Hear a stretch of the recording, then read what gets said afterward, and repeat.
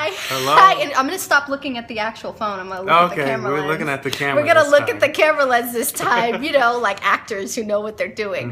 What up? Should we say our names again? We should. I'm Alicia. I'm Edwin. And on Dear All People today, we're going to discuss, we just saw this great play called Bad Jews at the Unicorn Theater in Kansas City, which is a beautiful theater. And if you're in Kansas City, get there. Starring Dina Thomas and Mark Thomas, who are awesome. Alums of University of Missouri, Kansas City. What up,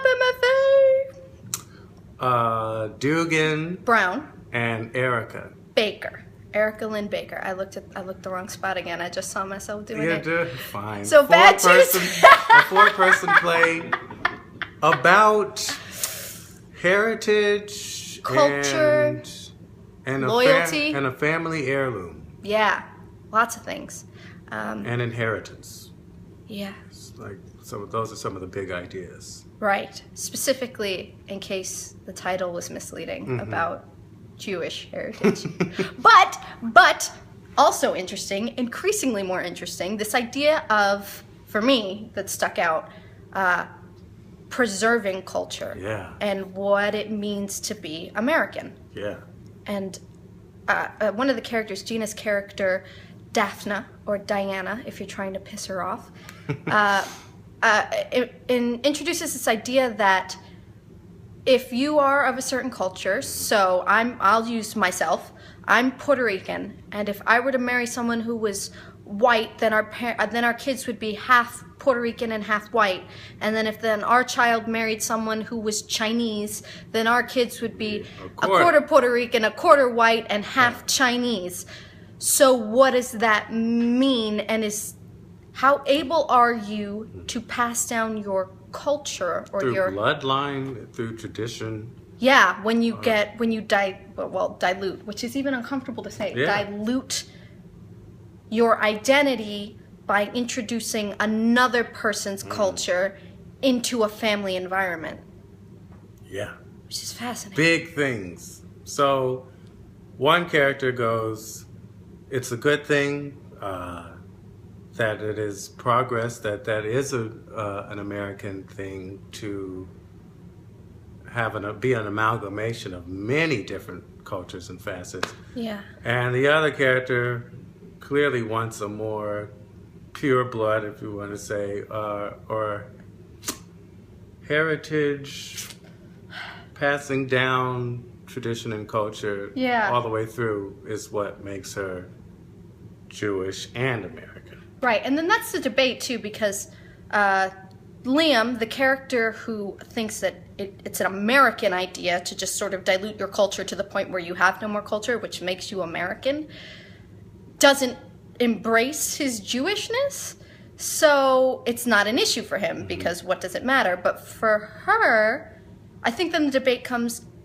can you pass down your, oh God, I can't believe I'm going to say this, ethnicness, if the person you're with or the family you create is only half ethnic, or has a different ethnicity, introduced. It's interesting, and it's a tough debate. For me, I tend to lean on, I guess, the pure side, but it's not a what do I want to say? I know. It's so well, tough. because she's such a vicious character. It's that. Oh, okay. There's my arm. I think whatever blood you have, you ought to know where you come from, and so if you want to venture outside of your heritage, your race, your culture, community, that's excellent. That child should have that much more responsibility in terms of history and understanding who they are and what makes them up. I think you can marry whoever the hell you want to. And I think that's Liam's point, is why it's beautiful, because it's America. You can marry whoever you want to, and that's what makes everything great. And if you want to stay within your boundaries, within your own cultural norm, that's okay, but I don't think you should poo-poo the other side who has that awful term jungle fever. That kind of deal. Because I think it's wonderful. What bothered me on both their ends is that they wouldn't celebrate the idealism in either point of view. That really stuck out to me. That really bothered me. That Dina couldn't see that it's definitely okay that people of different intermingle, interracial, interculture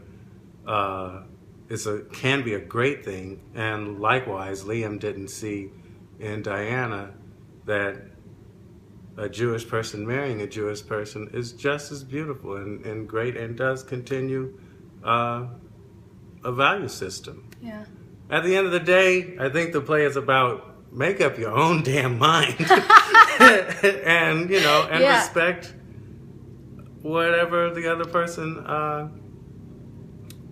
whatever their values are. Because, and this, we won't spoil it for you, there is a character who does not do that. And it's pretty devastating. Yeah. And it knocks people's socks off when the heritage isn't respected. Yeah. Yeah. Yeah, and it's just an ongoing discussion. I have to say something about Jungle Fever later when we're having this serious discussion, but this issue of what it means to be American, and are we better off if everything about our melting pot becomes this cohesive, no longer a melting pot, but like whatever we're cooking in there solidifies into some sort of solid, I don't know why there's wax in there, but there's wax. There's some I wax. can't think of a good food metaphor for the Gumbo. melting pot. Gumbo. That, it's the most delicious gumbo and we call it America. Or, see, but what if that melting pot, instead, it's not a gumbo that we create, it's like some sort of candle that just is totally homogenous. And is that what we want America to be? I don't know. That's the question. I don't know. Because everybody's always accusing Americans of not having culture. Yeah, and I want my America to be extremely multifaceted in cultures. Yeah. Totally so. And if that means cultures can mingle and mix, which they are doing all the time, that's going to be some beautiful stuff. Yeah, and I think I'm with Daphne in that always remember, though. 'Cause Yes. it's so easy to forget. And I'm on my mother about it all the time because she likes to tell me these stories about how my grandmother made lace in a factory and was this so beautifully. And then my mom's like, yeah, I always regret not learning how to sew. And I look at her and I go, thanks, Ma. I regret you not learning it too because now I don't know it. As a matter of fact, I regret that you didn't speak Spanish all the time too. I'm just saying, Ma. I'm just saying. So that's what we have to say. Although, because you said Jungle Fever, you made me think of the Kim Kardashian break the internet thing. Oh, dear. And I just want everyone to please... Dear all people, I don't have a problem with women being naked. Although you could get into the debate about whether the nakedness is part of her agency or the agency of the patriarchy making her an object. Whatever. Get naked if you want to. That's fine. But... and I mean butt with a singular T and a butt with two T's. When your photograph mimics a very racist photograph of another woman who's definitely being fetishized, I just think you should do your research before you equate yourself with something as disgusting as that. Oh, yeah. Maybe I shouldn't say these things on the internet. It's too late now. That's what I think all people should know, and what we talked about, bad Jews. And Heritage, baby. It's important. That's it for today. We're gonna make this a catchphrase, I think. In conclusion, let it drift, baby. Always. Let it drift. Bye. Bye-bye.